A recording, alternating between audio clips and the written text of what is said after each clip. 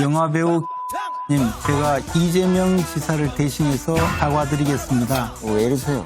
명예훼손은 안 걸리겠어요? 국민 여러분께 대신 사과드리겠습니다. 사과드리도록 건의하겠습니다. 오늘 대신 사과 대잔치입니다. 다음 주제로 넘어가시죠. 러시아 백신 스푸트니크 V 도입 목소리가 나오고 있습니다. 우리나라는 지금 아프리카보다 오히려 못한 백신 거지가 되었나. 우리나라 국민의 이 dense로 러시아산 백신을 맞아야 돼. 아무래도 겁이 나. 플랜 B라니까요. 플랜 B. 플랜 B로 러시아산을 절대 검토하고 있지 않습니다. 이재명당 사면해서 백신 좀 한 1억 도수 좀 구해오라고. 걱정되시는 건 알겠는데 감옥들 안 갔다 와봐서 잘 모르는데 감옥에서요 전화만 사용하게 하면 되는 거예요. 빨리 사면해줘요, 그냥.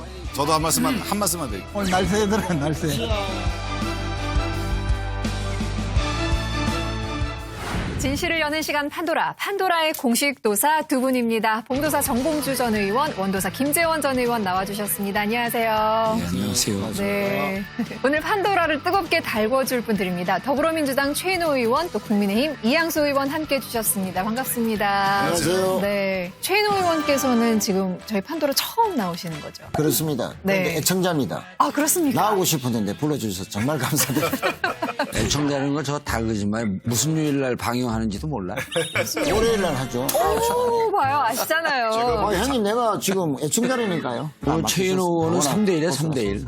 아, 그래요? 나는 민주당만 깔 거야. 왜 이러세요? 우린 난 열린민주당이니까 뭐 더불어민주당은 관계없어. 윤호중 원내대표가 선출된 이후에 여야 지도부가 이제 첫 면담을 가졌습니다.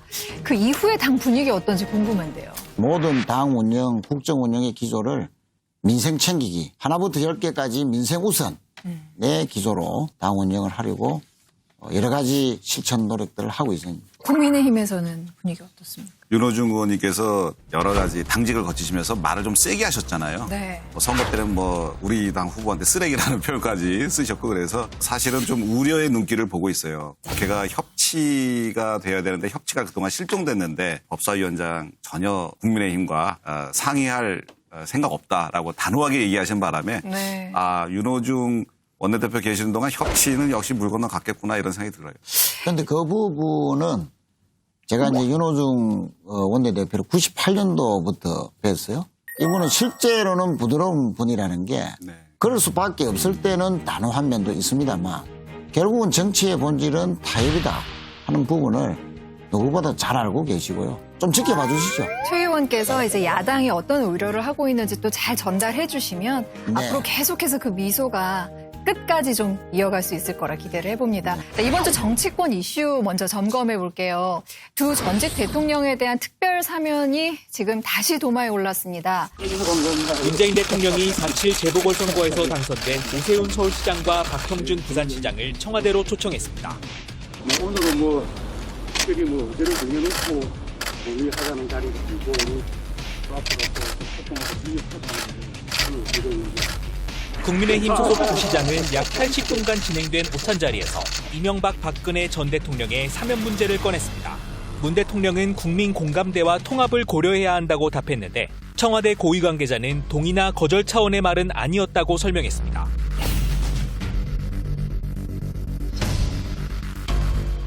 문재인 대통령이요, 오세훈 서울시장, 또 박형준 부산시장 이제 청와대로 초청을 해서 첫 오찬 자리를 가졌는데 이제 그 자리에서 두 시장이 이명박 전 대통령, 박근혜 전 대통령에 대해서 사면을 해달라 이렇게 건의를 한 것으로 알려졌죠. 그래서 지금 굉장히 지금 뜨겁습니다.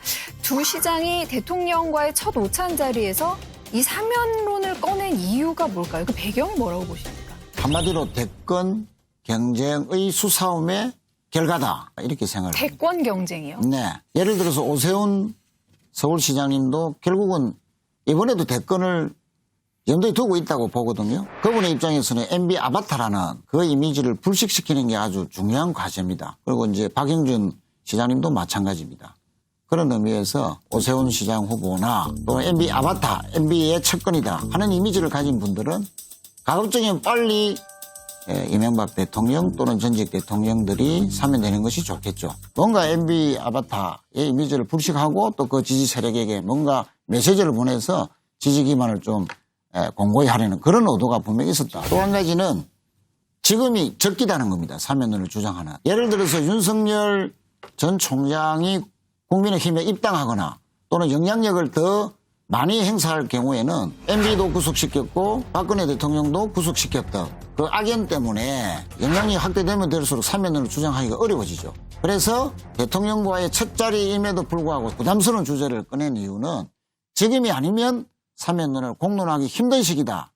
라는 나름대로의 대권 경쟁에 대한 수일기의 결과물로서 사면론을 주장했다. 저는 이렇게 생각합니다. 저는 조금 생각이 다른데요. 왜냐하면 MB 아바타라고 하는 이미지를 벗어내려면 MB 얘기를 안 꺼내죠. 근데 이제 그런 얘기를 꺼낸 거는 사실 지금 박근혜 대통령이 연세가 70살인데 형을 지금 22년을 살아야 되죠.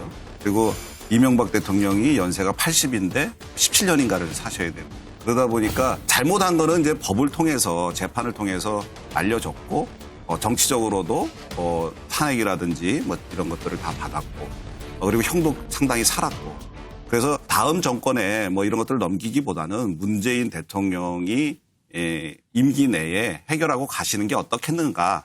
두 분이 이번에 이제 극적으로 다 정치의 롤백을 한 분들이에요. 자기 지지자들한테 보내는 메시지죠. 국민의힘을 지지하는 사람들은 70% 가까운 사람들이 사면 복권을 해야 된다 이렇게 얘기하고 있으니까 난 여러분들이 날 지지했고 그렇기 때문에 우리가 지켜야 될 가치에 대해서 이렇게 얘기하고 있다. 국민의힘이 전략적으로 난 이 부분에 대해서는 실수했다고 생각을 해요. 사면 복권을 하되 두 대통령을 분리시켜야 됩니다. 그럼 저는 이 비율이 다르게 나올 거라고 봐요.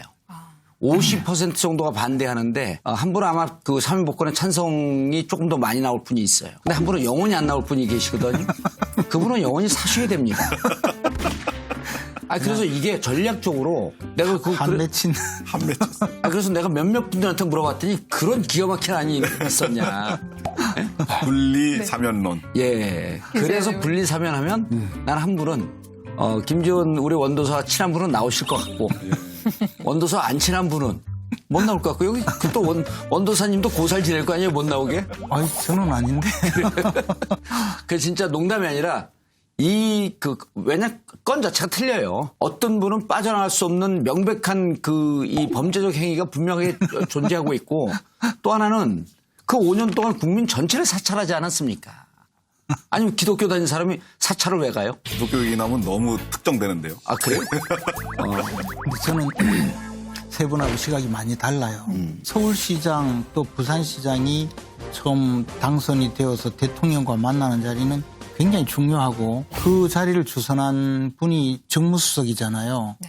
그럼 정무수석이 그냥 시장 두 분을 초청해서 마음대로 떠들도록 이렇게 하지 않거든요. 사전 조율이 되죠. 사전 조율을 하고 그 의제에 대해서 거의 결론까지 만들어요. 갑작스럽게 나온 질문이 아니라 그건 이미 아니죠. 조율이 네. 됐다고 조율이 지금 되고 보시는 조율이 거예요? 되고 그에 또 대해서 정무수석 출신 아니에요. 그에 대해서 답변까지 정해졌을 때 비로소 그런 야당과의 대화가 되는 거예요. 예를 들어가지고 저 같은 사람이 문재인 대통령을 만나면 사전에 조율 안 되면 막 할 거 아니에요. 막 하실 것 같아요. 예. 조율이 아니, 돼도 막 하실 것 같아요. 요즘 정신이 나가신 것 같아요. 뭐 이런 식으로 이야기하면 이게 얼마나 문제가 되겠어요. 그러니까 저는 처음부터 이 문제는 이철희 정무수석과 박형준 시장 또 오세훈 시장과 사전 조율이 되었고 오히려 이철희 정무수석이 이런 이야기를 해달라고 제안했을 수도 있어요. 지금 그 사면을 가장 해야 되겠다고 의욕을 갖고 있는 분은 저는 문재인 대통령이라고 봐요. 그럴까요? 문재인 대통령이 사면에 대해서 나름대로 의지가 있기 때문에 지난번에 이낙연 대표를 통해서 사면 이야기를 꺼냈었고 그러나 여론이 좋지 않다고 해서 거둬들인 사안이거든요. 근데 계속 또 이제 이어가려고 오세훈 시장 또 박형준 시장에게 이런 이야기를 하도록 만들었고 그에 대해서 국민의 공감대가 형성되어야 된다.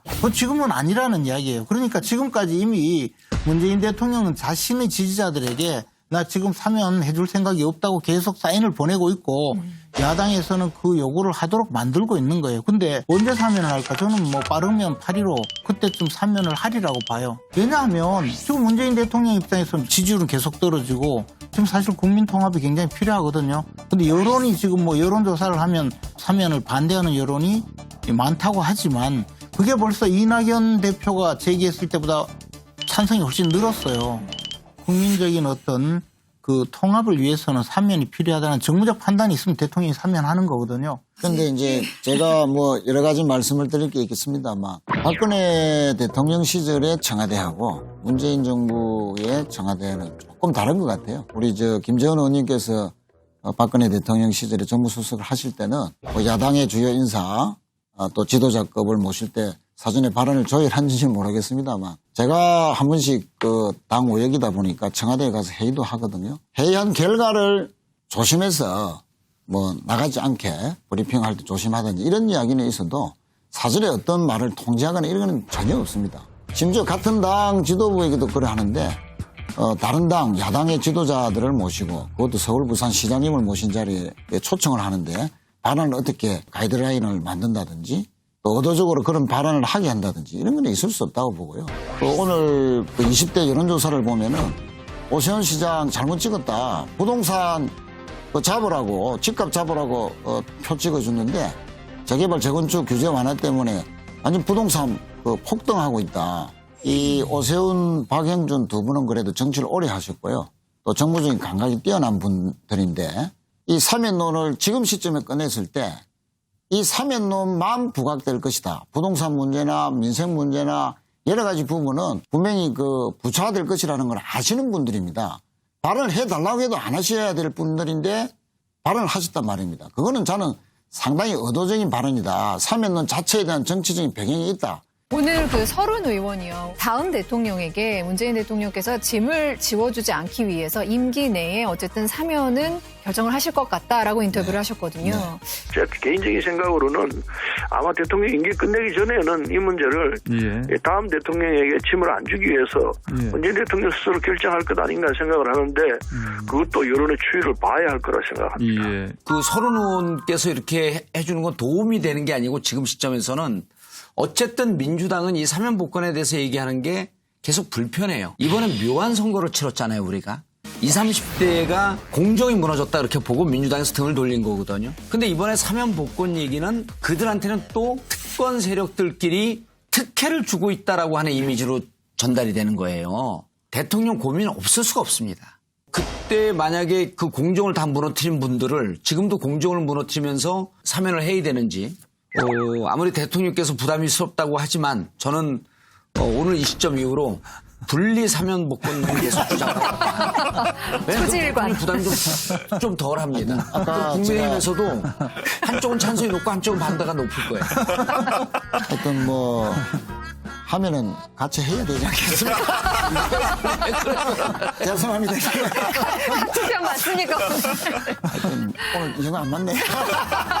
서른 의원께서 이제 대통령의 부담을 덜어주기 위해서 하신 말씀이라고 생각이 들어요. 그런데 그 시점이 언제가 될 것이냐라고 생각을 하면 문재인 대통령께서는 사실 사면을 찬성하는 국민들 때문에 국민 통합의 차원에서 좀 빨리 해야 된다라고 하는 그런 이야기도 듣고 계실 거고 아직까지는 공감대가 형성이 안 됐다. 해주지 말아야 된다라고 하는 그런 국민들의 이야기도 다 듣고 계실 거예요. 그런데 과거 노무현 대통령 때 말기 때를 보면은 대통령께서 지지자들이 반대하는 정책을 하니까 지지율이 엄청나게 떨어지더라고요. 그래서 저는 지금 문재인 대통령이나 이 민주당이나 노 대통령 그 집권 말기에 지지율이 떨어진 것을 염두에 두고 아마 계속해서 사면은 안 된다고 지금 얘기하실 것 같아요. 왜냐하면 지금 사면을 반대하시는 분들은 대부분 민주당 지지자들일 텐데 문재인 대통령께서 사면을 하는 경우에는 그분들이 우리 뜻을 저버렸다고 대통령에 대해서 외면을 할 수가 있거든요. 그래서 지지율이 떨어지고 그렇지 않아도 지금 지지율 차고 떨어지는데 더 떨어질 일을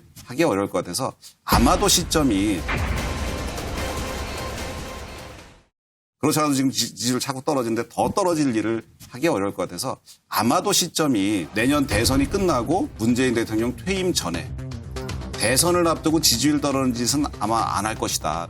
그래서 제가 이제 대통령의 이제 생각을 대신 뭐 감히 전한다면은 대통령께서는 아주 절차의 원칙론자고요. 철저한 분입니다. 국민들의 공감대가 있어야 된다는 그 말씀은 원칙론자, 절차론자로서의 문재인 대통령의 팽수 소신을 그대로 밝힌 것이다. 대통령께서도 왜 고민이 없겠습니까? 두 전직 대통령께서 복역을 하고 계시는 게 편치 않으시죠. 다만 서병수 의원께서 국회 본회의장에서 탄핵을 부정하는 탄핵이 잘못됐다.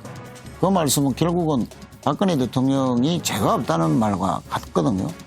박근혜 전 대통령에 대한 탄핵이 잘못되었다고 믿고 있습니다.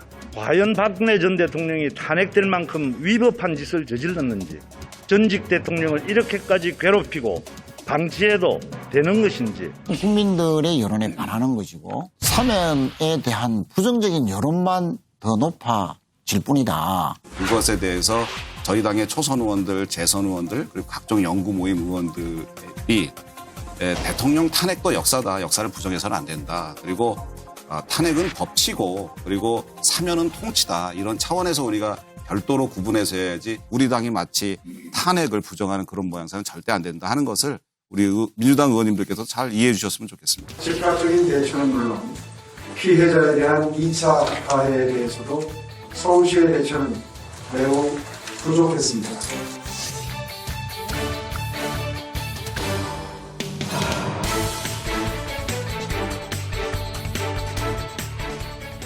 당사자 대신에 대신 사과하는 분들이 정말 늘어나고 있는데요. 지난 20일에 오세훈 서울시장이 박원순 전 서울시장 성추행 사건 피해자에게 대신 사과를 했습니다. 사실 이게 지난해 7월에 사건이 처음 공개가 됐잖아요. 근데 이게 사과는 사실상 이번이 처음인 거죠. 서울시장의 대신 사과를 혹시 네 분께서는 어떻게 보시는지 궁금합니다. 철저히 피해자의 관점에서 피해자가 수용할 수 있는 사과가 돼야 된다. 사과나 용서를 비는 것이 결과적으로 피해자에게 수용되지 못하면 2차 가해가 될 수도 있다. 그런 측면에서 오세훈 시장님이 적절하게 저는 잘 표현했다. 그렇게 생각을 하네요. 사실은 이제 오세훈 시장이 그 서울시장의 자격으로 사과한 거잖아요. 직접 사과한 게 민주당 어떤 정치인이든 또는 민주당 지도부가 제대로 사과한 적이 없었잖아요. 처음에는 이해찬 대표는 표현을 아예 피해 호소 여성이 뭐 이런 말을 했다. 제3자적 이야기를 했고 피해 호소 고발인이라고 한 분들도 있고 여성 의원 3분. 그렇게 하다가 이제 나중에 와서 선거가 끝나니까 아마 사과 비슷하게 하고 마지막으로는 윤호중 원내대표께서 피해자님이라고 해놓고 그분들한테 사과했다라고 했는데 저는 사과를 하면 첫째 내 잘못이 무엇인지 두 번째는 재발 방지를 위해서 어떻게 할 것인지 그리고 보상은 어떻게 할 것인지 이것이 사과인데 그에 대해서 오세훈 시장이 분명하게 했죠. 저는 그 점에 대해서 민주당이 지금까지 단 한 번도 사과를 한 적이 없다고 봐요. 그러니까 이제 그 부분은 바로잡고 넘어가야 되는데 어쨌든 우리 박영선 후보가 되자마자 제일 첫 행보가 피해자에 대한 용서를 빌고 또 사과한다 그런 말씀이었고요. 또 우리 이낙연 당대표 시절에도 제일 먼저 또 사과를 했고 다만 이제 김재원 의원께서 말씀을 하신 것은 피해자가 아직도 그 사과에 대해서 인정하지 않는다는 측면에서 보면 저희들의 노력이 부족했다. 또 앞으로 더 피해자가 인정할 때까지 계속 해야 된다. 뭐 그렇게 생각하고 어쨌든 그 피해자가 일상으로 돌아갈 수 있도록 저희들이 더 노력하고 더 진솔한 반성이 있어야 된다 하는 측면에서는 김 의원님의 말씀을 수용합니다. 사실 이제 사과라는 것은 누군가가 잘못을 해서 피해를 보신 분한테 용서를 비는 것이 사과죠. 그러면 그 피해자한테 사과를 받았느냐 안 받았느냐 물어보는 게 가장 정확합니다. 다른 사람들이 평가하는 건 아무 의미가 없어요. 그런데 이번에 박원순 전 시장님 관련한 그 피해자분께서 오세훈 시장의 그 사과를 듣고서 이렇게 얘기했다고 그래요. 제 입장을 헤아려 조심스럽게 말씀하시는 모습에 눈물이 났다. 지금까지의 사과는 SNS에 입장문 올리고 기자들 질문에 코멘트하고 그런 방식의 사과가 다였는데 브리핑을 통해 공식으로 사과한 오 시장의 방식을 높게 평가한다. 이게 바로 진정한 사과다라고 피해자분께서 얘기하셨거든요. 대신 사과한 것 치고는 엄청나게 잘한 사과라고 생각합니다. 얼마 있지 않아서 여권에서도 대신 사과가 있었습니다. 재보궐 참패 2주 만에 윤호중 원내대표가 박원순, 오거돈 전 시장 성추행 사건 피해자에게 사과를 했는데요. 현충원을 찾아가서 무릎 꿇고 방명록에 글을 남겼어요. 선열이시여, 국민이시여, 그리고 피해자시여 진심으로 사과를 드리고 민심 받들어서 민생을 살피겠다. 어떻게 생각하세요? 사과의 형식이나 내용이 논란이 있는 것은 사실입니다. 다만 현충원 참배는 당 대표 자격으로서 처음으로 갖는 행사고 그 첫 행사에서 그 피해자분께 정말 무릎을 꿇고 사과한다라고 표현한 것에 대한 진정성만큼은 인정해 주셨으면 좋겠다. 형식과 이런 부분에 대해서는 다음 기회에 좀 더 피해자께서 받아들일 수 있는 형식을 빌어서 한 번 더 하시는 게 저는 맞다 이렇게 생각합니다. 민주당은 아직도 왜 졌는지 민심의 아픔과 원한이나 이런 게 어디는 잘 모르는 것 같아요. 그러니까 여전히 논란이 되잖아요. 하루 종일 이게 처녀들이시오, 그리고 국민들이시오, 피해자님이시오. 여기에 가 있을 자리가 아니거든요. 그러니까 생뚱맞으니까 언론에서도 계속 나오고 국민들도 이상하다 그러는 거예요. 여기 가서는 순국선열과 정말 국민들에게 주는 메시지를 주고 이렇게 깊게 사과하고 싶었으면 만나든지 아니면 또 다른 자리를 빌리든지 같이 있을 자리가 아닌 거예요. 막 축구 게임 하다가 자 이제 축구 게임 하는데 내가 벼랑 안에 농구 생각이 났으니까 지금부터 농구할게. 그리고 공을 딱 들은 거랑 똑같은 거거든요. 그럼 파울이죠. 그러니까 국민들이 보기에 이거는 약간 파울성 허슬 플레이라고 보는 겁니다. 그래서 그 윤호중 대표께서 첫 행사인데 요거는 좀 잘못 짚지 않았나. 지금 윤호중 대표의 대신 사과와 오세훈 시장의 대신 사과는 아주 상반된 이해입니다. 아주 잘된 이해와 아주 잘못된 이해. 윤호중 대표께서 현충원에 가서 이제 피해자님이시여 하면서 사과한 것이 피해자분들이 어떻게 느끼느냐. 그거 기자분들이 여쭤봤습니다. 오거돈 성추행 인한 그 피해자분이 정말 모욕적이라고 느꼈다. 이거는 사과가 아니고 모욕적이라고 느꼈으면은 이건 안 하니만 못한 것이고요. 국민들은 사실 정치 지도자들이나 이런 분들이 잘못을 하지 않았으면 좋겠고 잘못을 했으면 그것을 잘 반성하고 또 정치 지도자들답게 사과하고 어떤 대처를 해주기를 바라는데 이거는 국민의 눈높이에 전혀 맞지 않는 그런 행동이었거든요. 그래서 오히려 이 사과한 것을 다시 한번 사과해야 되지 않나 이런 생각을 합니다. 오늘 최인호 대변인께서 수석 대변인께서 대신 사과해도 될 것 같아요. 다음에 형식과 내용을 다시 갖춰서 사과드리도록 건의하겠습니다. 오늘 뭘 좀 잘못 나온 것 같기도 한데. 다음 주제로 넘어가겠습니다. 네, 이번 주 이슈 살펴봤습니다. 본격적으로 판도라 열어보겠습니다. 자, 이양수 의원 판도라 열어주시죠. 정부가 그동안 이제 K 방역을 잘 해왔죠. 그리고 우리 국민들도 적극적으로 협조해서 대한민국이 역시 선진국이다. K 방역 선진국이다. 이제 이런 이야기들이 한국을 배우자 이런 얘기도 많이 있었어요. 그래서 잘 돼 왔었는데 그런데 갑자기 백신 수급에 지금 문제가 생겼습니다. 사실 지난해 대정부 질문 때 그리고 보건복지 상임위 때도 저희 당 의원님들이 장관하고 총리한테 물었을 때 걱정하지 말라 그랬거든요. 심지어 다른 나라는 많이 사는데 왜 우리는 많이 안 사냐라는 얘기에 그건 그 나라 가서 물어보라는 총리의 일침도 받았고 박능우 그때 보건복지부 장관은 걱정하지 마시라고 우리가 다 하고 있다 그래서 사실은 저희는 뭔가 있는 줄 알았어요. 그래서 백신 수급이 뭔가 정부가 다 준비가 돼 있구나. 이거는 이제 백신이 개발되는 대로 우리 국민들이 차근차근 맞아서 우리가 집단 면역에 도달할 수 있겠구나. 이런 생각을 가지고 있었거든요. 그런데 지금 막상 뚜껑을 열어보니까 요즘 인터넷이나 이런 데 SNS 보면 정말 재밌는 얘기가 많아요. 재밌는 얘기가 아니죠. 웃기면서도 슬픈 얘기입니다. 백신 접종률. 드디어 대한민국이 땡땡땡을 앞질렀다. 그 땡땡땡은 묘한답니다. 이게 뭡니까? 그래서 저는 오늘 판도라를 자화자찬 K방역 어쩌다 땡땡땡땡이 배웠나. 가짜뉴스. 가짜뉴스. 아니 그러니까 K방역이 K방역이 가짜뉴스가 되었다고 자화자찬하던 K방역. 일맥상통합니다. 아니 저는 정답은 알겠는데 네. 어쩌다 늑대 소년이 되었나 이거. 늑대 소년. 일맥상통합니다. 뒤죽박죽 엉망진창. 뒤죽박죽 엉망진창. 현실을 그대로 말씀해 주신 거죠. 네. 정답은요? 정답은 백신 거지입니다.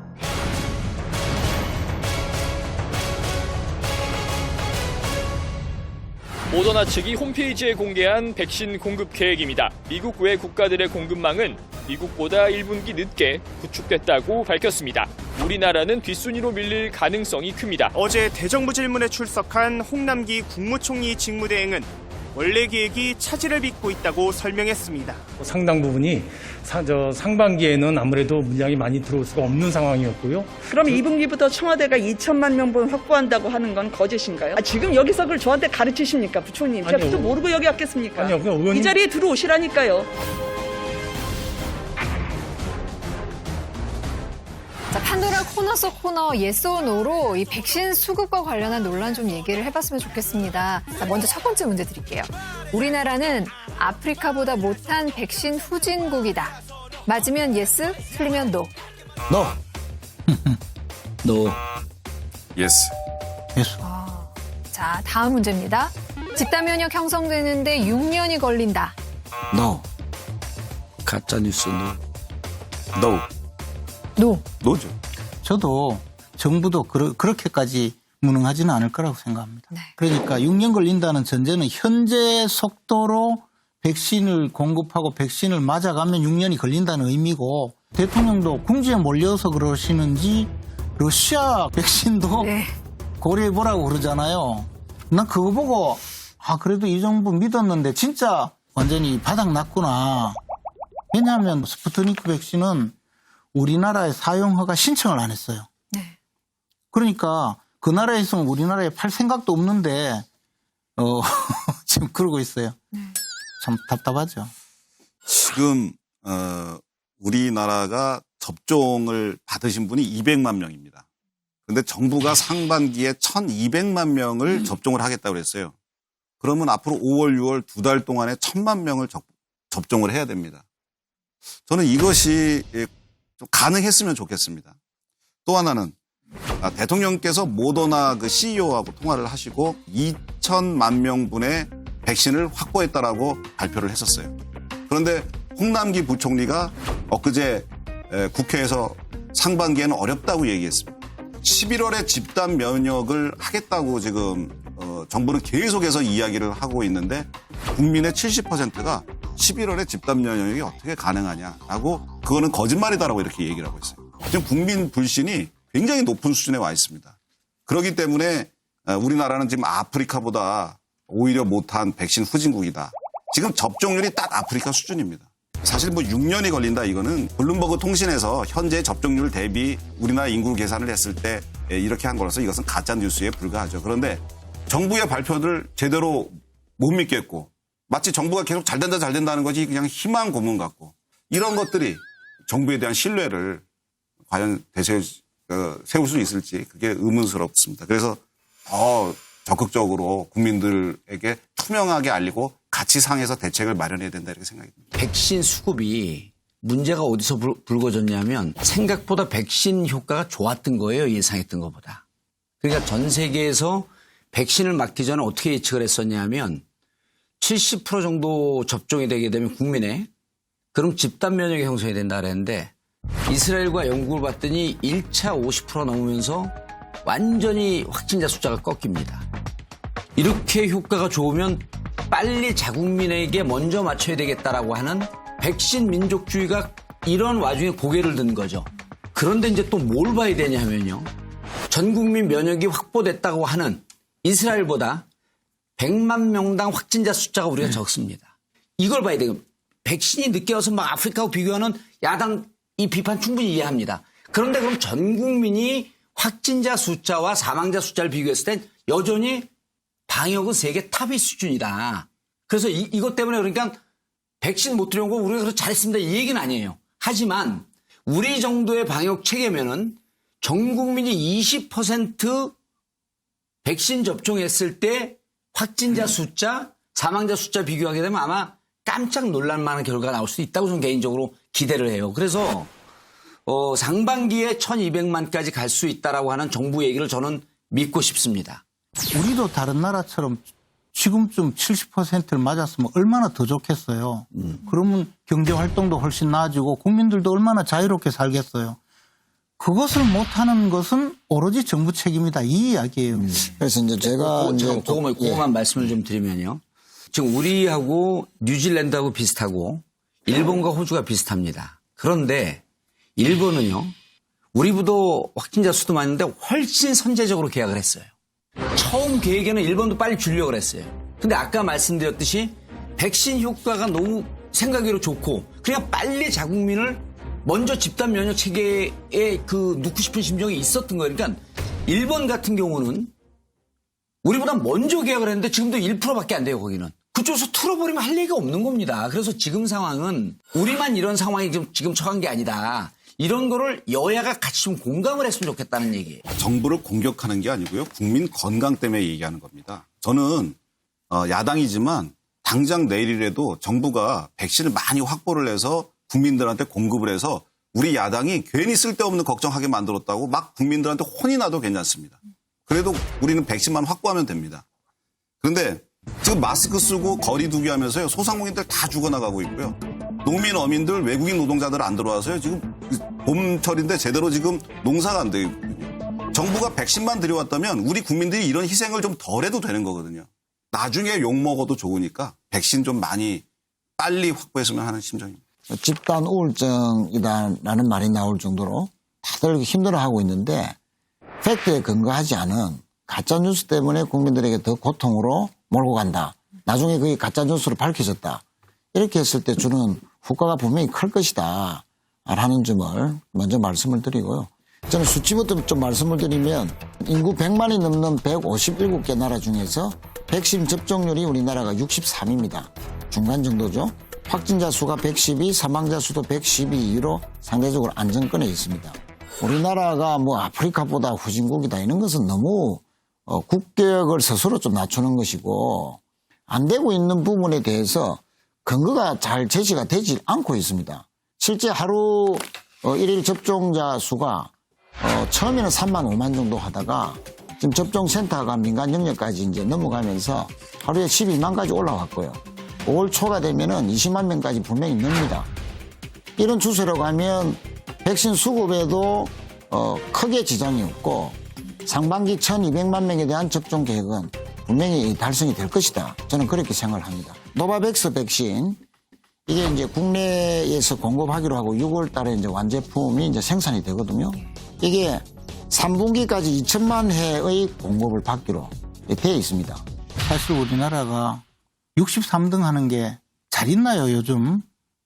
전 세계에 뭐 우리가 63등 했다는 이야기를 제가 들은 거는. 6월 달로 한번 지켜보시죠. 아니, 어찌됐든 왜 우리 국민들은 지금 63등 국가가 돼야 되고 우리 국민들은 무슨 죄를 지어가지고 63등이 돼야 되냐 이거죠. 얼마 전까지는 100등 바깥이었고. 사실은 이런 정책도 나는 좀 실패한 측면이 있거든요. 작년 말만 해도 K방역이 워낙 잘 되다 보니까 백신에 대한 필요성이 절실하지 않았어요. 그거 맞습니다. 사실 희망사항이 좀 있었습니다. 셀트리온이나 이런 회사를 중심으로 해서 방역뿐만 아니라 예방뿐만 아니라 우리는 치료제를 전 세계에서 최초로 만드는 나라가 될 것이다라고 하는 그 정책 목표 하나가 있었습니다. 백신과 치료제 중심에서 사실은 치료제 중심으로 우리가 좀 가 있었습니다. 제가 알기로는 만약에 제가 지금 지적하거나 이런 비판이 맞다고 한다면 정부가 이런 걸 노출시키는 게 맞아요. 잘 안 됐음을 인정을 하고 그러게 되면 불신율이 55%에서 좀 내려갔을 거예요. 근데 이제 저는 앞으로는 좀 낮을 것 같다라고 하는 거고 지금까지 온 부분에 대해서 이 수석 대변인이니까 대신 사과하세요.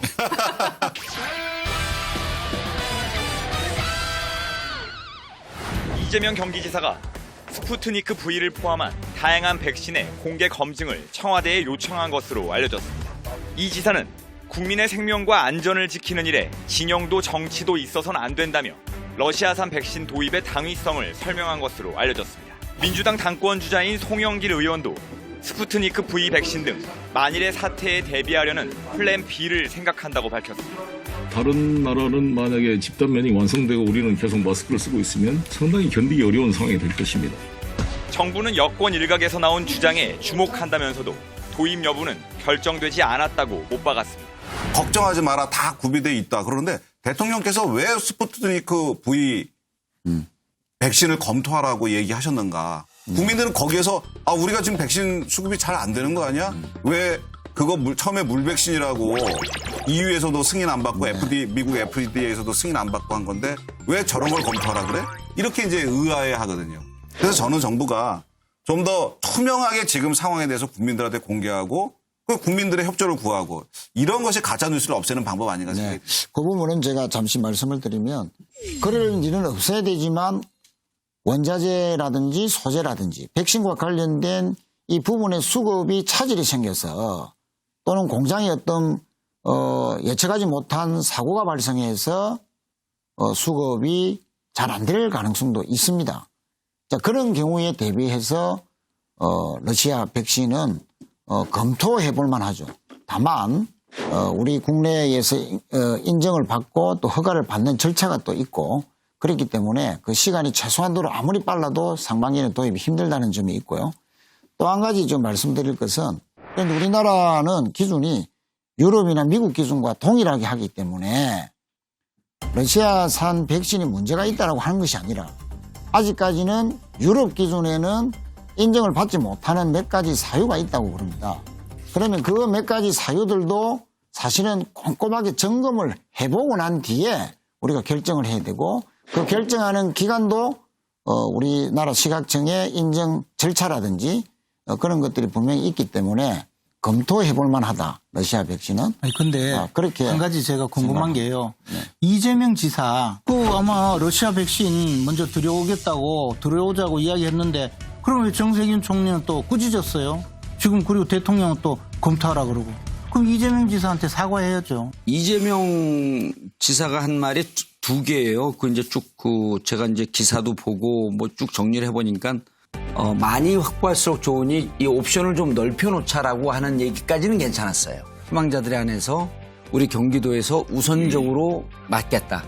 이렇게 이제 두 가지 얘기를 했는데 이제 두 번째 부분이 문제가 됐던 거죠. 브리핑을 통해서 얘기한 게 아니고 도정 질의 와중에 답변을 한 거예요. 그러니까 이제 이 정부하고 각을 세우려고 차별을 두려고 한 거 아니냐라고 했는데 이제 그건 아닌 것 같고 스푸트니크도 효과가 있다고 하는 것이 세계 3대 의학 전문지에다가 보고가 됐으니 이것도 도입하는 걸 좀 검토해보고 다만 이제 두 번째 지원자를 모집해서 우선적으로 맞겠다. 이거는 지금 우리 그 백신 체계에 안 맞는 거거든요. 그러니까 이 부분에 대해서는 중앙정부에서 문제를 제기했죠. 정세균 전 총리가 문제 제기하는 거는요. 저는 다분히 정치적인 의도가 있다고 생각을 해요.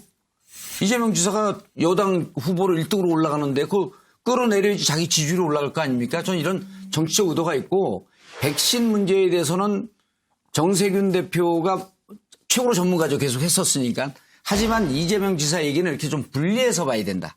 근데 분리해서 볼 거 없어요.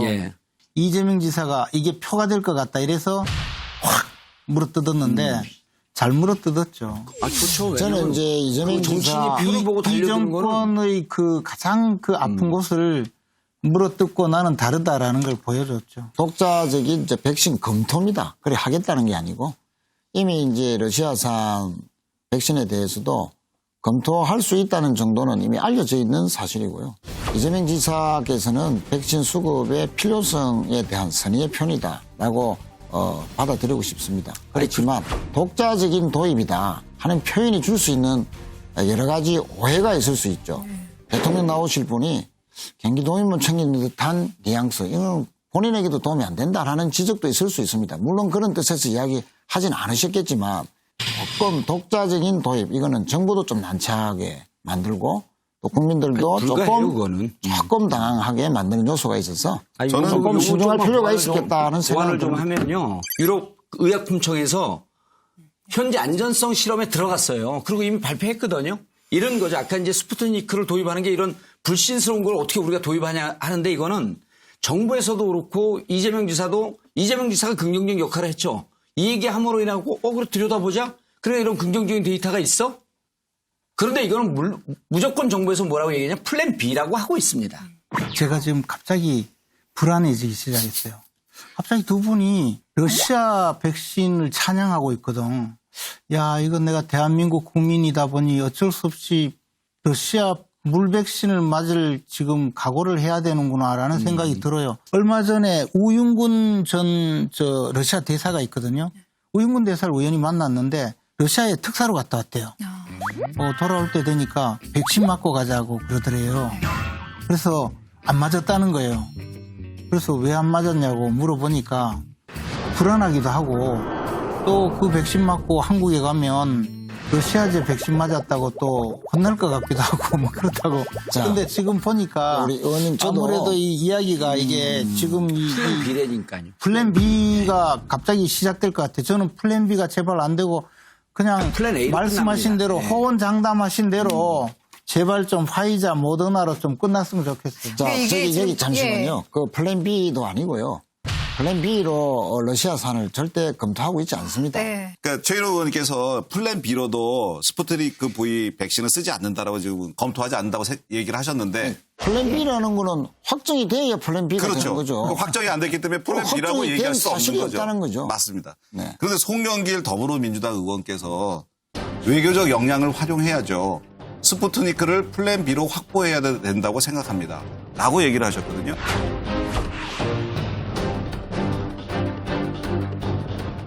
그 개인적인 그거면은 생각이 그것은 아닌데 당내에서 아직 공유된 내용이 공유된 게 아닌 거예요. 그 오늘 얘기를 들은 거 공유된 게 아니고 나는 이제 지금 잠깐만. 이 보도를 통해서 모든 사람들이 정부가 송영길 의원은 지금 그 민주당 내에서 그냥 그렇죠. 보통 의원이 아니고 네. 많은 정보와 또 정부와 계속해서 협의를 하고 할 수 있는 그런 위치에 있는 분인데 그분 입에서 플랜 B라고 이해가 나왔기 때문에 다른 언론이라든가 우리들이 지금 다 플랜 B로 일반 국민들도 플랜 B로 스푸트니크를 검토하는구나라고 이해하고 있거든요. 언론도 그렇게 나와 있는데 제가 보는 플랜 B는 저는 이제 여러 가지 광범위한 옵션에 대해 옵션이라고 하는 것을 전 플랜 B라고 본 거예요. 그러니까 플랜 B가 A가 안 됐을 때 이렇게 한다라고 하는 확정적 개념이 아니고 다각적으로 검토해야 된다라고 하는 것에 그건 대해서 이해했습니다. 예, 그런 의미에서 이제 서로 다른 의미라는 건 이해했습니다. 스푸트니크를 얘기를 한 거고 네네. 유럽 식품의약청에서 문제가 없다고 인정을 하고 유럽에서 공식적으로 수입을 한다고 한다면 그때는 판단이 틀려진다. 이 얘기도 이재명 지사가 한 거예요. 지금 송영길 의원은요. 당대표 경선에 나와 있는 유력 정치인이고 원래 북방경제협력위원장이라고 해가지고 민주당에서 러시아하고 가장 그 교류가 있는 그 위원장을 맡아서 러시아의 정보에 최고로 근접한 분이에요. 그런 분이 지금 스푸트니크를 이야기하잖아요. 예, 그럼 제가 그래서 어쨌든 저는 하여튼 제가 우려하는 것은 딱 한 가지. 불행하게도 대한민국 국민이다 보니 이제 러시아제 그 백신을 맞아야 되는 그런 운명이 되면 제발 민주당부터 맞고 우리는 좀 늦게 맞도록 해주세요. 제가 이렇게 정리해 줄게요. 미국에서 스푸트니크를 사용 승인하게 되면 그때 맞게 해줄게. 송영길 의원을 대신해서 제가 여러분들께 사과드리겠습니다. 오늘 백신 사과 대잔치입니다. 국민들이 이제 그 백신 수급에 대해서 불안해하니까 이재용 삼성전자 부회장 사면론이 나왔어요. 미 백악관에서 열린 반도체 대응 화상회의, 한국의 삼성전자, 대만의 TSMC 등 19개의 반도체 관련 기업이 참석했습니다. 백악관은 미국 내 생산 능력 확충 문제가 논의됐다고 밝혀 기업들의 신규 투자 문제가 핵심 의제였음을 시사했습니다. 정의용 외교부 장관은 국회 외통위에 출석해 코로나19 백신 확보와 관련해 한미 간 협력이 진행되고 있다고 설명했습니다. 백신 스와프가 처음 거론됐습니다. 반도체 패권 경쟁 중인데 법무부에서 이재용 부회장 가석방이나 사면 검토한 적이 있습니까? 네, 없습니다. 그러니까 검토를 빨리 하셔야 되는 거 아닙니까? 그건 의원님 생각이시고요.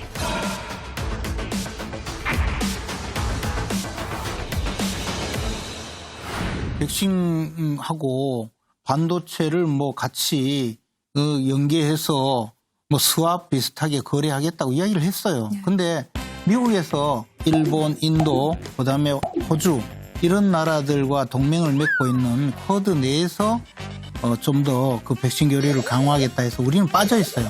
우리가 이제 쿼드에 과연 들어가느냐 아니냐는 것은 외교적으로 굉장히 또 많이 생각해야 되겠지만 어쨌든 우리가 그동안에 미국과 어떤 외교 관계에서 굉장히 소홀하고 더 나가서 주미대사라는 분이 거의 미국과 반대되는 이야기까지 해서 미국에서 논란이 제기될 정도로 대미 외교를 굉장히 경시했거든요. 그런 상황에서 지금 와서 뭐 백신 스왑이라 그러니까 미국에서 생각해 보니까 한국에 나중에 백신을 뭐 교환받을 일이 별로 없을 것 같으니까 그냥 뭐 별로 들어주지도 않고 이렇거든요.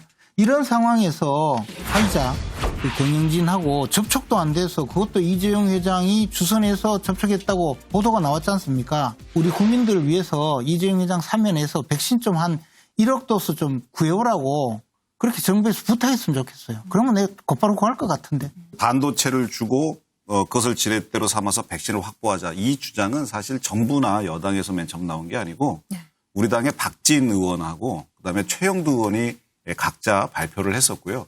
그것을 주호영 원내대표가 받아들여서 여당에 그리고 정부에 제안까지 했었던 내용입니다. 처음에는 이런 내용에 대해서 신경을 안 쓰다가 요즘 백신 확보가 지난해지니까 다시 반도체 수합, 백신 확보 이 카드를 지금 가지고 나온 것 같아요. 4월 12일 날 조 바이든 대통령이 그 삼성과 TSMC 대만의 그 파운더리 세계 1위 업체 그다음에 인텔 요 세 개 업체를 불러갖고 우리가 일자리 만드는 데는 반도체밖에 없다.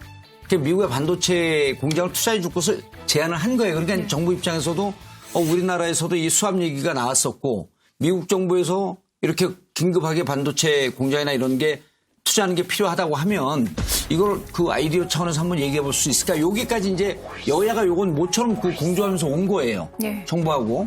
여기까지 왔는데 실질적으로 파이자 도입하는데 이재용 그 부회장이 역할을 많이 했어요. 결정적인 역할을 했죠.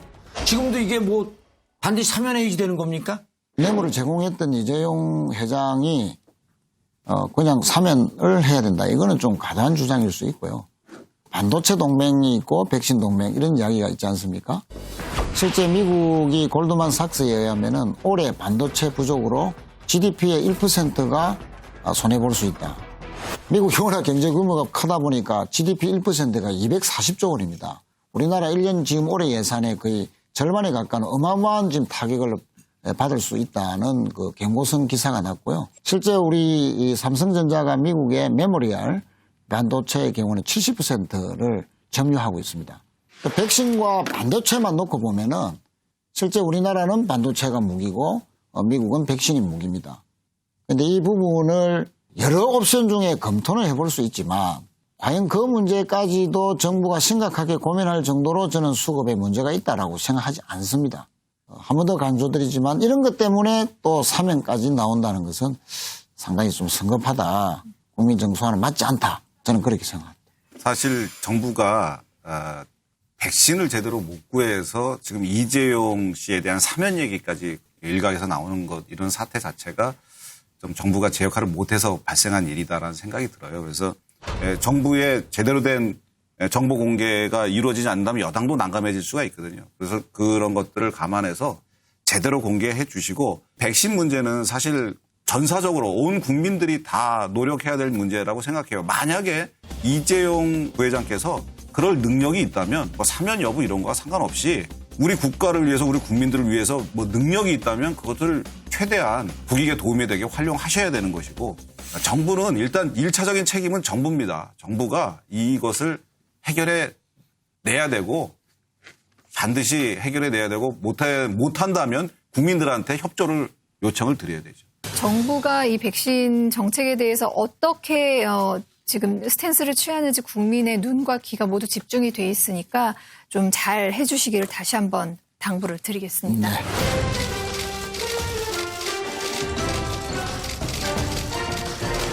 지금부터 코로나19 백신 도입 긴급 브리핑을 시작하겠습니다. 오늘 정부는 파이자사와 코로나19 백신 4천만 회분, 즉 2천만 명분을 추가로 구매하기 위한 계약을 체결하였습니다. 이에 따라 2021년 계약된 파이자 백신은 총 6,600만 회분으로 총 3,300만 명이 접종할 수 있는 물량을 확보하였습니다. 2021년에 우리나라가 확보한 코로나19 백신은 약 1억 명분으로 정확히는 총 1억 9,200만 회분, 즉 9,900만 명분입니다. 이는 우리나라 5천만 명의 약 2배, 집단 면역을 형성을 위한 3,600만 명의 약 3배에 대한 접종이 가능한 물량입니다. 이번에 추가 구매 계약이 체결됨에 따라 보다 안정적으로 코로나19 백신을 공급할 수 있게 되었습니다. 국민 여러분들께서도 적극적으로 접종에 참여하여 주시기를 부탁드립니다.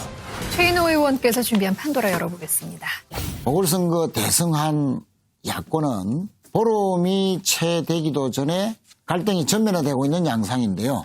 승리에 취한 야권, 느닷없이 땡땡 논란에 빠졌다. 혹시 뭐 교만, 뭐 멘붕 이런 거 아닐까? 좀 부정적인 단어 아닐까? 비슷합니다. 생각이 예, 듭니다. 국민들에게는 그렇게 비치죠. 전 땡이죠. 땡! 땡. 근데 비슷하기는 완전히 땡은 아니고 네. 중간님도 땡. 땡. 단체 최면에 빠졌다.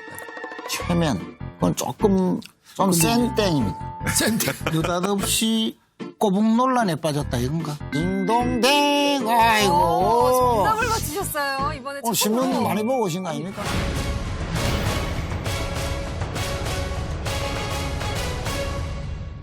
국민의힘을 겨냥한 김종인 전 비상대책위원장의 비판 수위가 날로 높아지고 있습니다. 장제원 의원은 자신을 홍준표 의원의 부하라고 비하한 김 전 위원장에 대해 노태우 전 대통령의 부하라고 직격탄을 날렸습니다. 야권 일각에서는 김 전 위원장이 자신을 잡지 않고 곧바로 자신의 뜻에 역행하고 있는 중진들을 향해 섭섭함을 토로하는 것이라는 분석이 나옵니다.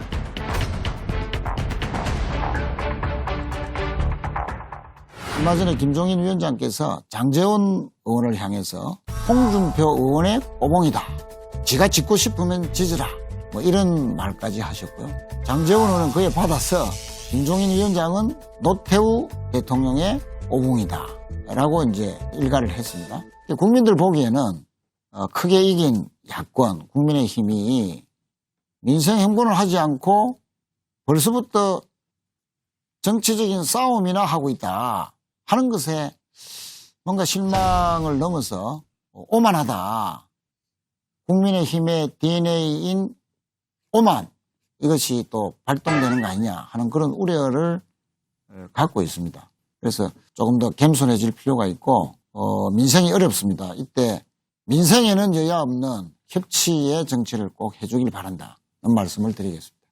혹시 의원님들 그 꼬붕처럼 상대를 비하하는 독설로 논란이 됐던 어떤 정치적인 뭐 사건이나 에피소드 기억나는 거 있으세요? 민주당의 정청래 의원이 그 주승용 의원한테 공갈이라고 얘기했죠. 공갈. 그 이후로 정청래 의원이 그 발언 때문에 2016년 20대 국회 때 컷오프 되고 공천을 못 받았어요. 김종인 비대위원장한테. 그 이후로 우리는 정청래 그 의원의 호를 공갈 정청래 선생이라고 부릅니다. 공갈은 법률 용어야. 그래요? 아, 그래요? 공갈죄가 있잖아, 공갈죄. 공갈죄. 그러니까 그 문제가 없는 거 아니에요, 주승용 의원도. 근데 이제 그 공갈하고 이 공갈이 다르지. 그래갖고 인생 4년을 허송세월로 보낸 게 아니라 판도라 생활로 보냈는데. 아, 그러네요. 그럼 더 잘 됐네.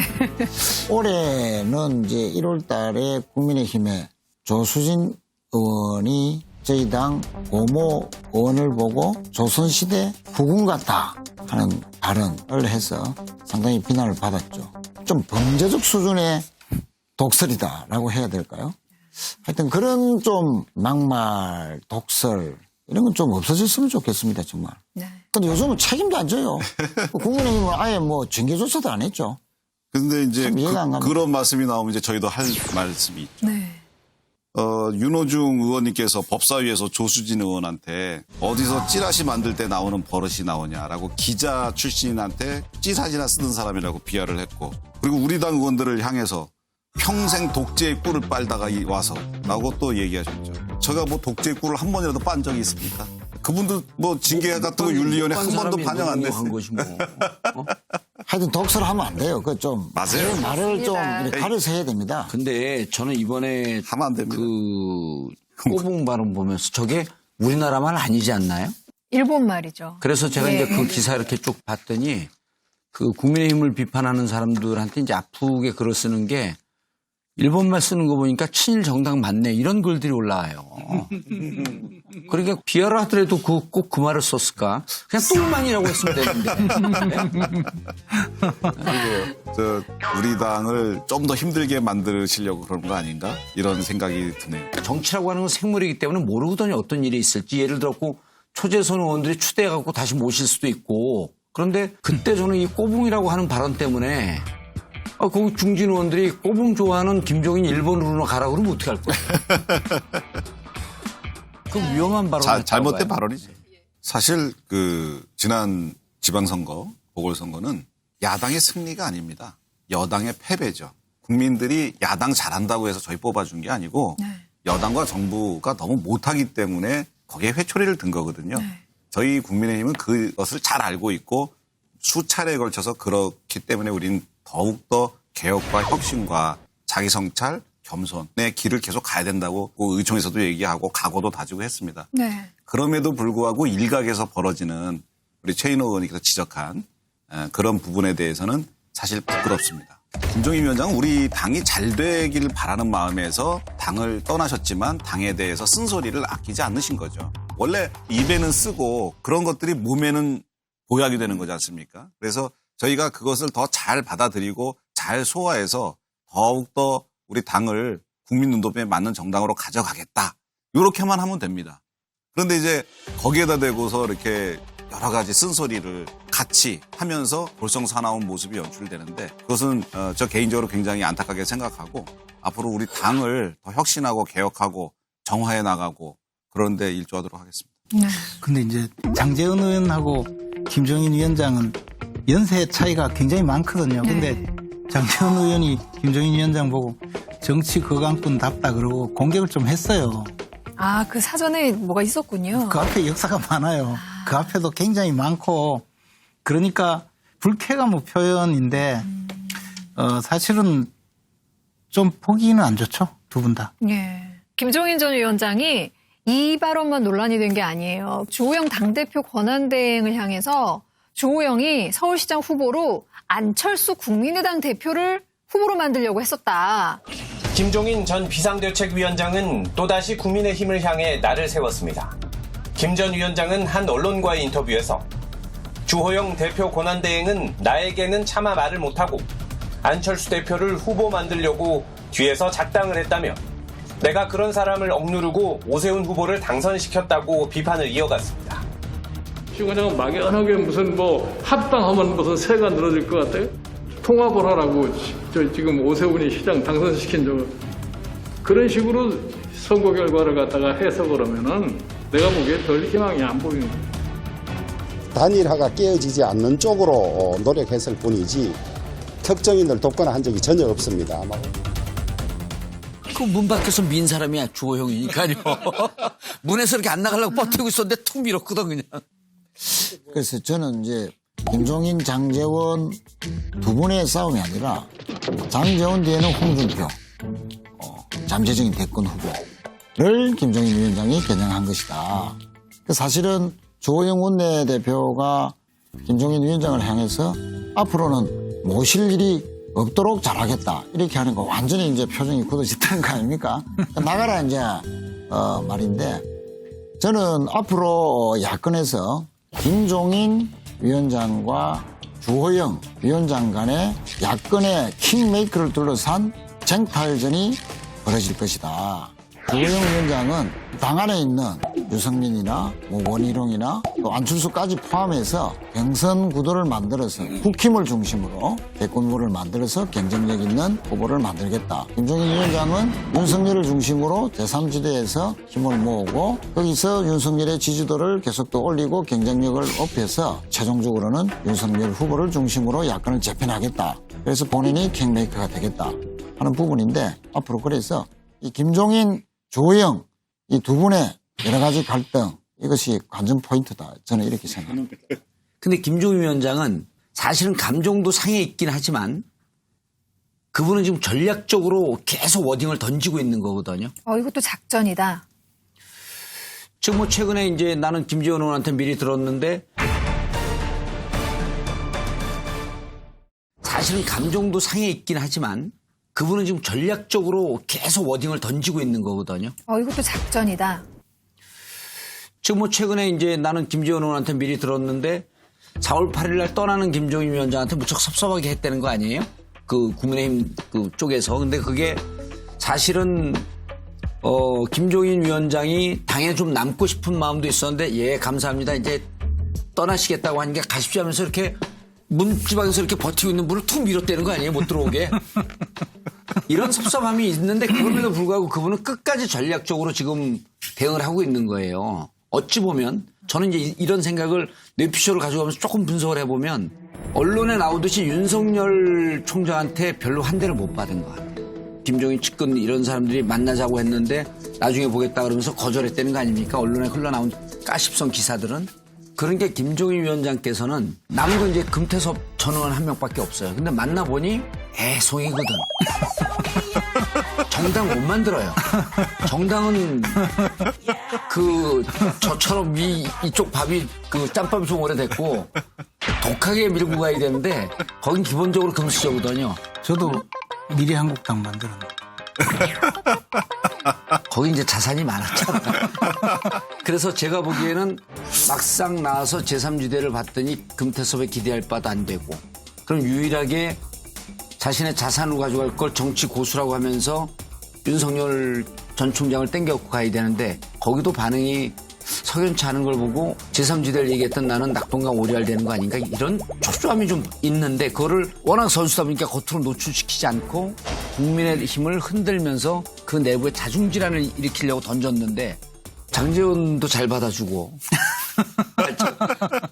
김재원은 안 받아주고 그런 걸 보면서 저는 김종인 위원장은 무척 전략적 워딩을 던지고 있고 당의 몇몇 의원들은 그냥 말리고 거기에 이제 휘말려가고 있는 그런 형국같이럼 이렇게 보이더라고요.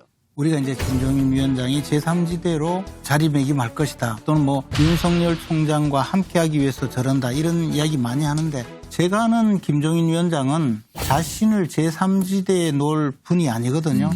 그분은 자기가 지금 제1지대라고 생각하고 국민의힘이 이제 아사리판이고 흙탕물이고 뭐 진흙탕이니까 국민의힘이 제3지대가 된 거죠. 그리고 우리 봉도사께서 말씀하시듯이 저쪽으로 가면 안 되니까 가지 마라라는 그런 명시적인 지금 메시지를 계속 던지고 있는 거죠. 지금 말씀하신 대로. 아니 실제로 일부 보도에서요. 김종인 전 위원장이 윤석열 전 총장하고 이제 몇 차례 좀 접촉을 해보려고 시도를 했는데 제가 드린 말씀이 그거거든요. 윤 전 총장이 좀 소극적으로 나왔다. 그 얘기를 하더라고요. 그래서 윤 전 총장 입장에서 보게 되면 이게 이제 정치인들을 좀 이해를 한 것 같아요. 정치인들은 만나면요. 숨소리까지도 자기한테 유리하게 해석을 해버립니다. 예를 들어갖고 만나갖고 좀 급히 뛰어들어나고 막 헐레벌떡 이러면은 다른 나가서 이렇게 얘기합니다. 나를 보고 흥분해갖고 숨도 제대로 못 쉬더라. 그러니까 자기 유리하게 다 만들어가거든요. 근데 이제 김종인 위원장을 만약 만나면 이 김종인 위원장이 이거를 어떻게 써먹겠어요? 이런 부분에 대해서 윤석열 총장 주위에 있는 사람들이 말렸을 가능성이 높은 거죠. 아니 국민의힘에서 일부 의원들 중심으로 윤석열 전 총장하고 이렇게 접촉을 시도한다고 그러던데 사실 확인이 될까요? 글쎄요, 뭐 의원님들 중에 접촉을 시도했는지 안 했는지 그건 제가 알 수가 없고요. 그런데 교분이 있는 의원들이 꽤 많더라고요. 예를 들어 권영세 의원님 같은 경우에는 윤석열 전 총장님하고 과 선후배 사이고 그리고 또 서클에서 학회 활동을 또 같이 하셔가지고 가깝고 검찰에서 있었던 권성동 의원이라든가 정점식 의원이라든가 이런 분들은 검찰에서 같이 이렇게 생활하면서 또 아는 인연들이 있고 상당히 우리 당내에 윤석열 전 총장님하고 교분이 있는 사람들이 있어서 그런 분들하고는 소통을 하고 있는 걸로 제가 알고 있습니다. 그분 누구죠? 그 남양주에서 김용민 의원한테 떨어졌는 주광덕 의원님. 주광덕 의원하고는 같이 그쪽에서 1년 동안 자취도 같이 하고 그랬다는 거 아닙니까? 아, 같이 살았었다고요? 예. 그래서 뭐 제가 거기까지는 모르겠는데. 주광덕 의원은 고대 출신인데 그 윤석열 총장은 서울대 출신이고 둘이 동기예요. 79학번. 그때 그래갖고 이제 주광덕 의원이 국정감사장에서 검찰만 알 수 있을 만한 정보들이 계속 나와갖고 민주당에서 계속 공격을 했죠. 이쪽 피의사실 공표 흘리는 거 아니냐 저쪽에다가. 그러니까 그때 당시에 그렇게 해명을 했죠. 윤석열 총장이. 그때 당시 친해갖고 2박 3일인가 한 번 여행 같이 갔다 온 적이 있고 서로 각자 그 사법고시 패스하고 나서는 거의 뭐 연락을 못했다. 그런데 이제 네티즌 수사대들이 쭉 수사를 해본 결과 둘이 최근까지도 깊은 교감이 있었다는 거 아닙니까? 그래서 제가 보기에는 주광덕 의원은 지금 한가할 거 아니에요. 현직 의원도 아니니까. 그런 분들 통해갖고. 테니스 치느라고 엄청 바쁘더라고요. 아, 그래요? 테니스?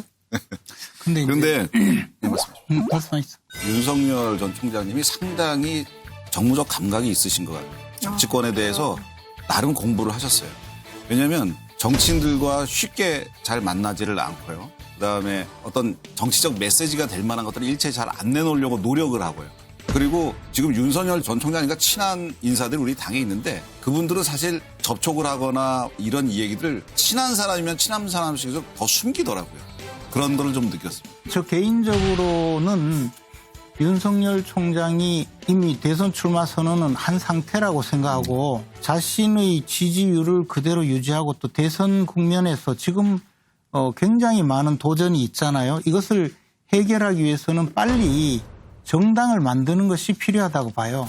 그렇게 해야만이 자신이 생각하는 어떤 정치적 이상을 제대로 보여줄 수 있고 그래야만이 지금 사실은 국민의힘 내에서도 대선 주자로 꼽히는 분들은 계속 그 견제 정도 넘어서서 이제 공격을 하고 있거든요.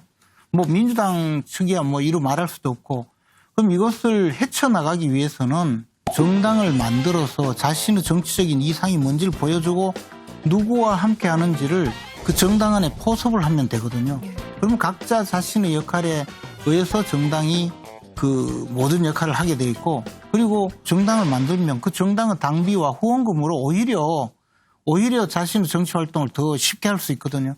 저는 그런 모든 것을 보면 정당을 만드는 것이 필요하다고 보고 아마 그 점에 대해서 지금 김종인 위원장도 생각이 같은 것 같아요. 그래서 지난번에 금태섭 의원을 만나서 정당을 만들 거냐 하니까 내가 왜 만드냐 그렇게 이야기한 것이 당초에 생각했던 것과는 많이 달랐기 때문에 금태섭 의원과는 앞으로 제가 봐서는 거의 다시 만날 일이 없이 끝난 것 같아요. 이제 김종인 위원장이 이미 언론 인터뷰를 한번 했죠. 마크롱 대통령을 비유하면서 윤석열 전 총장이 그렇게 나가야 된다라고 이제 뜻을 비추셨어요. 그런데 오라는 윤석열은 안 오고 금태섭만 오니까 제3지대는 없다 이렇게 판단을 하시게 된 거란 말이죠. 이번 보궐선거 때 서울과 부산에서 여당의 패배로 반사이익을 얻은 우리 국민의힘이 더 혁신하고 개혁을 한다고 그러면은 모든 야당의 플랫폼 정도는 될 수 있다라고 좀 봅니다. 문재인 정부에 반대하는 모든 사람들이 우리 국민의힘이라고 하는 플랫폼에서 무언가 본인의 이야기를 할 수 있도록 되는 거죠. 저는 윤석열 전 총장이 지금 당장은 우리 국민의힘과 아직까지 접촉면이 별로 없습니다만 문재인 정부가 잘못하는 것에 대해서 지적을 하고 문재인 정부가 잘못하는 것에 대해서 투쟁을 해 나가면은 윤석열 전 총장과 우리 국민의힘이 같은 이야기를 하게 된다는 거죠. 그러면 그런 것들을 매개로 해서 합쳐질 수가 있다는 거죠. 그건 윤석열 전 총장뿐만 아니고 다른 분들도 다 같이. 그래서 우리 국민의힘이 플랫폼이 되고 그 당 내부에 있는 사람이든 외부에 있는 사람이든 문재인 정부의 실정에 대해서 할 말이 있는 사람들은 다 모여라.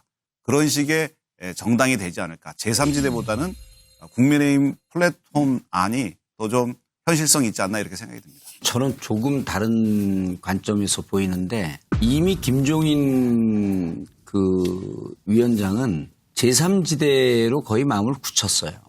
이분이 1년 정도 국민의힘을 겪어봤거든요. 그리고 국민의힘에서 초선 의원들에 대해서 계속 방점을 찍어요. 그러니까 한 3선, 4선 정도로 도로 한나라당 이런 의원들하고는 이거 정권 못 잡는다 하는 그런 생각을 하고 있을 것 같고 그래서 지대는 제3지대인데 세력으로는 제1세력이 되는 걸 구상을 하겠죠.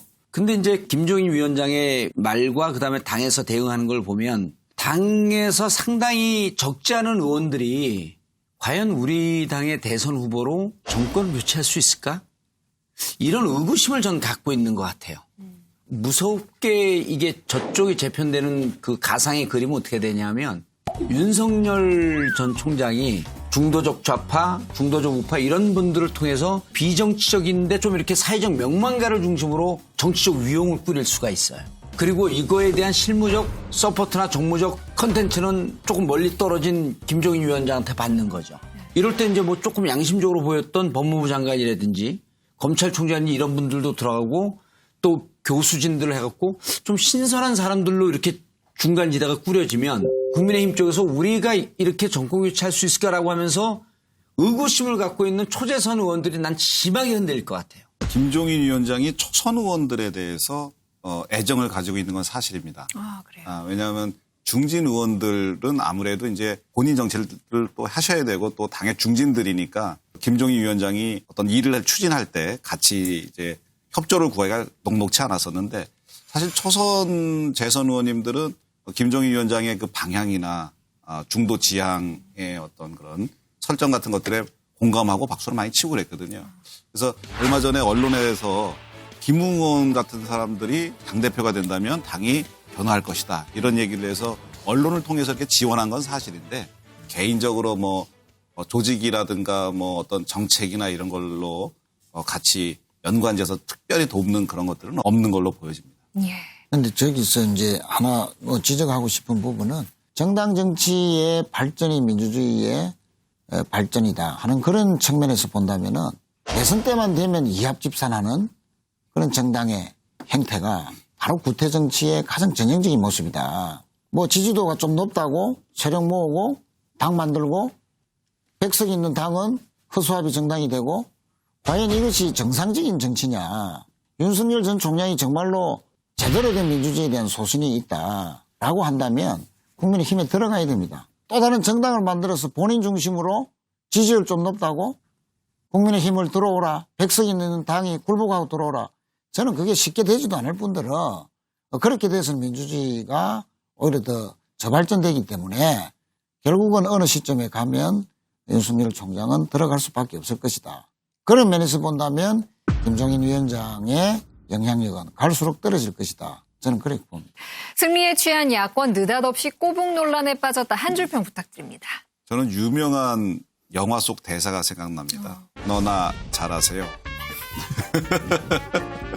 좋지 않은 모습은 틀림없습니다. 앞으로 뭐 반성을 많이 해야죠. 그런 논란에 계속 빠지면 좋은 거다. 그래야 빨리 망한다. 판도라 공식 엔딩이죠. 수취인 분명으로 마무리하겠습니다. 사면에 집착하지 마시고 제발 민생에 전념해 주십시오. 산업화와 민주화를 지구상에서 가장 단시간에 이룬 자랑스러운 대한민국이 백신 거지가 됐습니다. 우리 백신 부자 되게 해주십시오, 대통령님. 네, 네 분 의원님 나와주셔서 감사합니다.